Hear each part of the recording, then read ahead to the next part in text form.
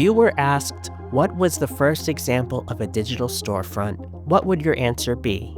Steam? iTunes? What if I told you the answer precedes all of them by decades? Telephone Software Connection launched in 1979, providing Apple II software for digital download. Let's dive into the long-forgotten predecessor to the world of digital commerce we live in today. In 1979, the world was a different, analog place. There is not an exact number known of how many people owned computers at that point. Earliest census data on US households with computers only goes back to 1984. Back then, it was found to be only 8%. Computers were still widely thought of as the room-sized mainframes you may find at some cutting-edge tech companies or large universities. The Apple II was one of the pioneers of home computing, far more accessible both in price, size, and usability than anything before. Still, you were most likely to find them only in the homes of enthusiasts, one of which was Ed Magnin. Magnin created Telephone Software Connection as a way to sell his software, mostly utilities as well as some simple games, directly to other Apple II owners. He had previously looked into distribution of his software, but the various companies he had communicated with offered low royalty splits, around 10%. Spending time with other tech enthusiasts at meetups for an Apple II club in the Los Angeles area motivated Magnin to start his own business. I went to these club meetings and the people in the club, everybody I knew and that I respected had already started a business. After having spent the past 7 years as a teacher of the deaf in LA public schools, Magnin decided to leave his position in order to pursue this project full-time. The scale of Apple and personal computers at that point was still very small. Magnin recounted a time when Steve Jobs and Steve Wozniak came to the club to show off their ill-fated Apple III to their fans. Steve Jobs and Steve Wozniak flew down for the day to talk to the club. They showed us their new machine, the Apple III, and it was their one big flop that didn't work right. In order to connect to Telephone Software Connection, all that was required was an Apple II, a telephone line, and a modem. Many users would pay for a separate dedicated phone line to use with their computer. The first modem for the Apple II, and most commonly used modem, was the Hayes Micro Modem 2. Dennis Hayes, the creator of the Micro Modem 2, called Magnin to share his excitement after spotting his modem in a segment on the CBS News on personal computing. He says, "What do you need? Can I give you anything? Can I give you some more modems or whatever?" The speed at the time was extremely slow compared to modern standards. The Micro Modem 2 was capable of speeds of up to 0.3K, or 300 bits per second. For comparison, the dial-up modems of the mid-90s, which is synonymous with its unique sound, well, those were 56K, meaning 56,000 bits a second. A modern internet connection ranges in the millions to billions of bits a second.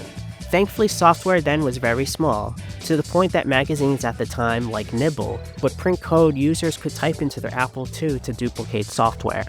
Tiny file sizes were also a necessity due to the cost and size of storage. Telephone Software Connection started out using 5¼ floppies, moving on to Shugart 850s, a dual-sided 8-inch drive, and ultimately upgrading to a Corvus 20MB hard drive, which cost a whopping $12,000 at the time. Upon the first time dialing in, a user would enter their first and last name, password, a phone number, and credit card number. From there, they could test the service out by downloading free programs. Once Magnin had verified they were a real person by giving them a phone call, they could then purchase any of their various pieces of software for sale for a range of prices. Initially, there was no way to verify credit cards. Payments were processed when the purchase slips were brought into the bank the next morning. If a payment method wasn't valid, Magnin would reach out to the user. Ultimately, if the issue couldn't be rectified, he would shut down their access to the store. Prior to the transmission of software, a linker program was sent which allowed for more efficient transmission using tokenization. A command like print could be reduced from 5 characters to 1 computer command. A program to reconnect quickly to Telephone Software Connection for subsequent purchases and re-downloads was also provided. Transmission of programs took around 8 minutes. Many utility applications were sold, including a calendar, a calculator, a math tutor, and spelling tutor, among many more. Simple games were sold as well, including a maze game using the mouse, a chess game that you could play with another user over the telephone line, and a similar program and function but for backgammon. Eventually, other people's software was sold, with Magnin taking a cut of the revenue. While it seems obvious now, this business model for selling other software is how digital storefronts today like Steam have made a fortune. The setup at Magnin's home allowed for up to 4 separate people to be connected at once using 4 phone lines. When a purchase was made, it would automatically print out a receipt. One of the programs sold by Magnin was Telephone Transfer. For $75, this program allowed peer-to-peer file sharing over the phone line connection.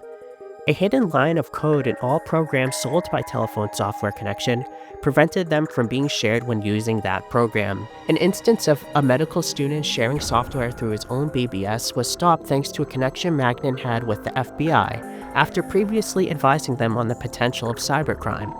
He was able to have them call the student and tell him to stop. Piracy was rampant at the time. It was very easy to copy software to a floppy disk and share with others. Nowadays, DRM tools exist to help stop this. Those didn't exist at the time, and there wasn't much that could be done to clamp down on those duplicating what they purchased from the Telephone Software Connection store. As an early solution, each purchased software had a unique serial number. If someone called Magnin for help, he would ask for their name. He would then check his database, which was a Rolodex, as a digital database at that time would have been far slower to search. If a name didn't match, he would then ask for the serial number.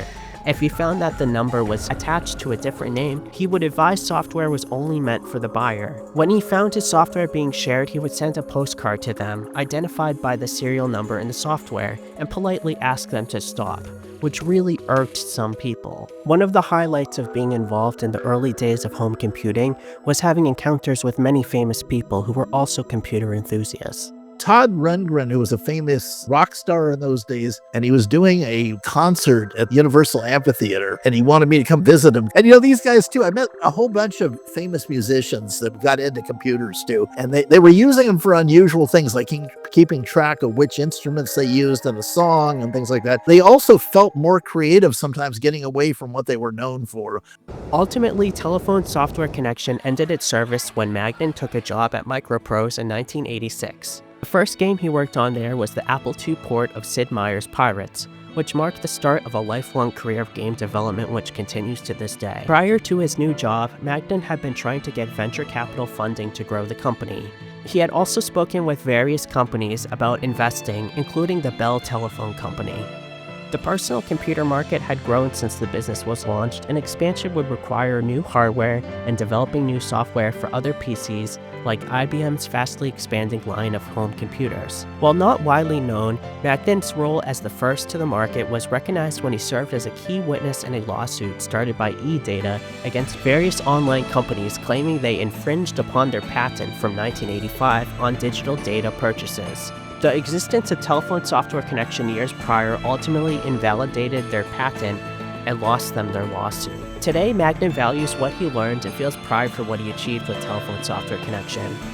Ultimately, when reflecting on the past, he much prefers developing software rather than running a business. He's happy storefronts today exist where companies like Apple and Google handle the digital distribution process. Telephone Software Connection's early contribution to our modern digital-centric society may not be well known, but was certainly impactful. A March 1981 issue of Popular Mechanics was correct to recognize Ed Magnin as the first in a long line of industrious computer age merchants.